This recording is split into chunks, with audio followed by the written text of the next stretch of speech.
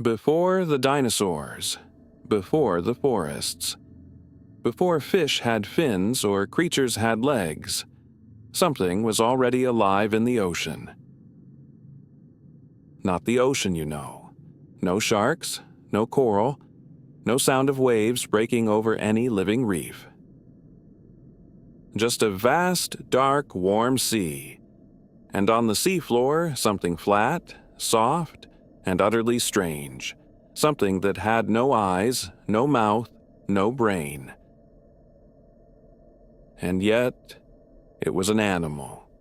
The first animal. This is the story of how life went from a thin film of microscopic bacteria to creatures with bodies, senses, and the will to hunt. It's a story that took 4 billion years to begin, and only 20 million years to explode.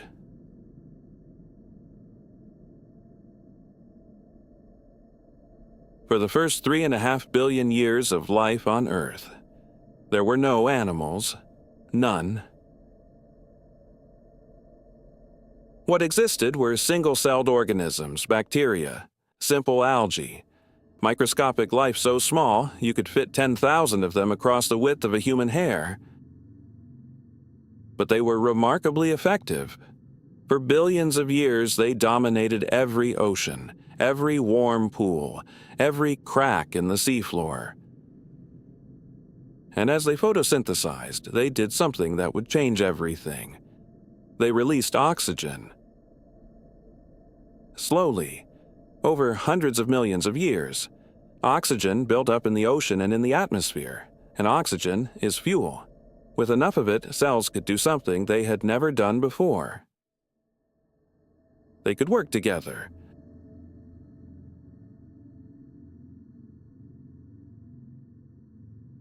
The Ediacaran Period, 635 million years ago to 541 million years ago. 94 million years of Earth history that almost nobody has heard of.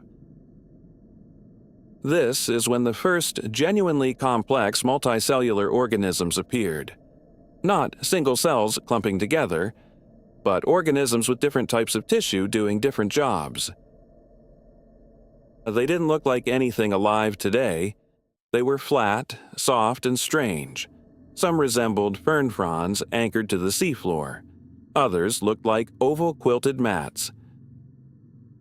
One of the most studied is Dickinsonia. Found as fossils pressed into sandstone on every continent, it grew up to 1.5 meters long.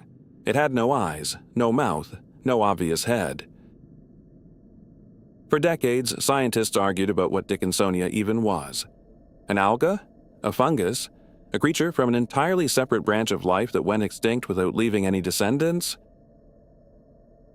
In 2018, a team of researchers found the answer preserved in ancient fat molecules, cholesterol compounds that only animals produce. Dickinsonia was an animal. It had no brain, no sensory organs.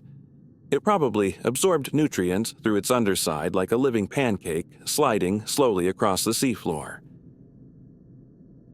But it was alive, it was complex, and it was the beginning.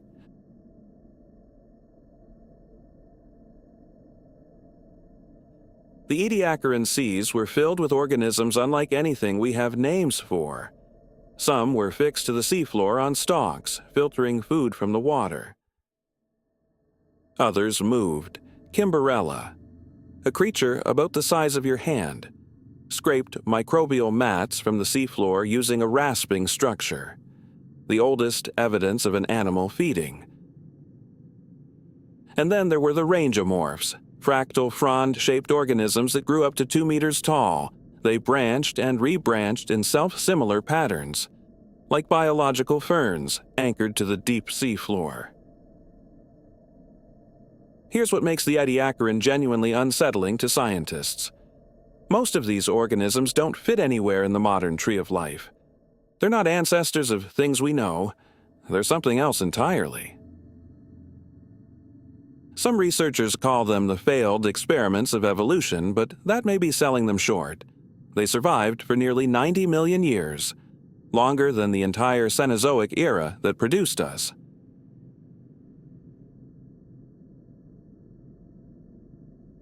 Then, 541 million years ago, something changed.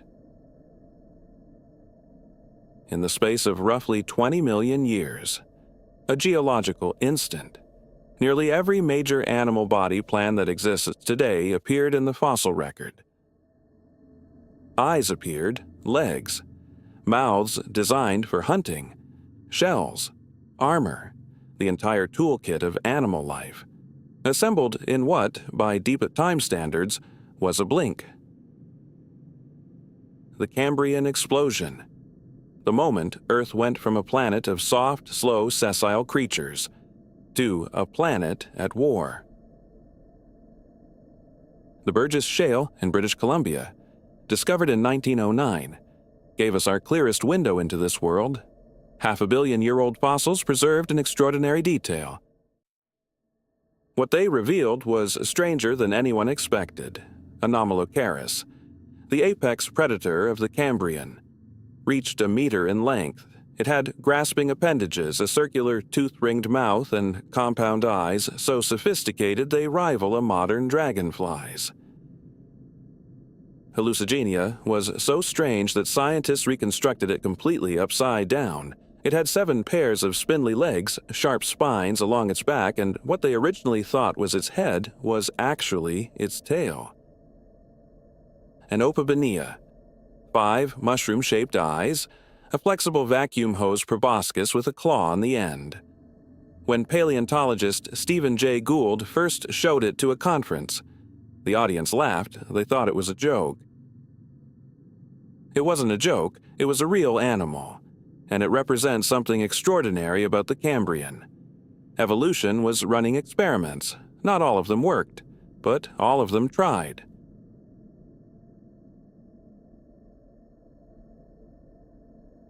Here's the question that has fascinated and frustrated paleontologists for over a century. Why then?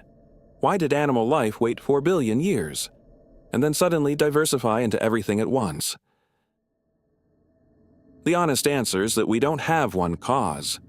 We have several, and they may have worked together. First, oxygen. The post-snowball Earth ocean was richer in oxygen than it had ever been. And oxygen is the fuel that makes active, complex animal life metabolically possible. Without it, you cannot have muscles.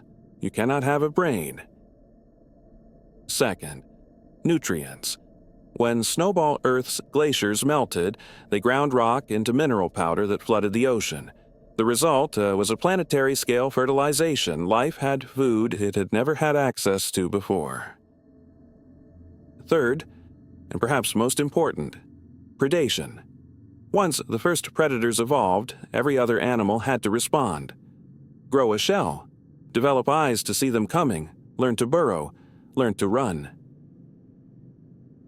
This evolutionary arms race, predator forcing prey to adapt, prey forcing predator to evolve new hunting strategies, may have been the engine that drove the Cambrian explosion forward. There's also evidence of a new genetic toolkit. Hox genes, master control genes that organize animal body plans, appear to have diversified rapidly at the start of the Cambrian. The molecular machinery to build complex bodies was suddenly available.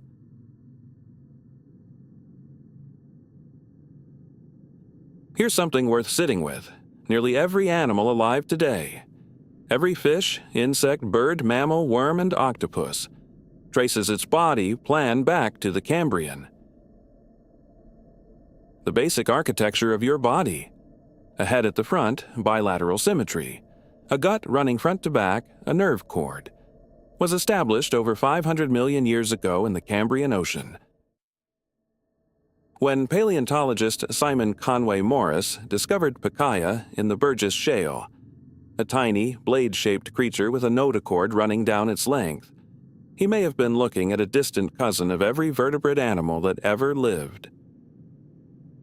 The Ediacaran and Cambrian periods gave us something more fundamental than any specific species.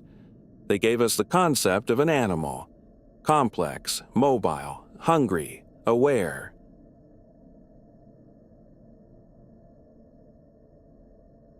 Let's go back to that image of Dickinsonia on the seafloor.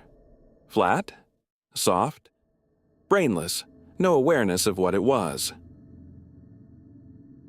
Every animal that ever walked, swam, flew, or burrowed, every predator and every prey, started somewhere in that quiet, dark ocean.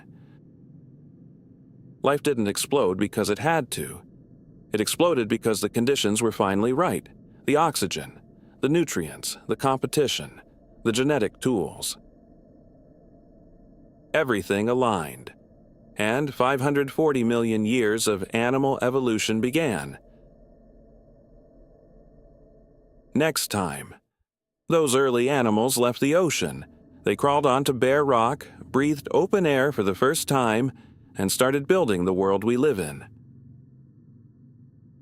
And it only gets stranger from here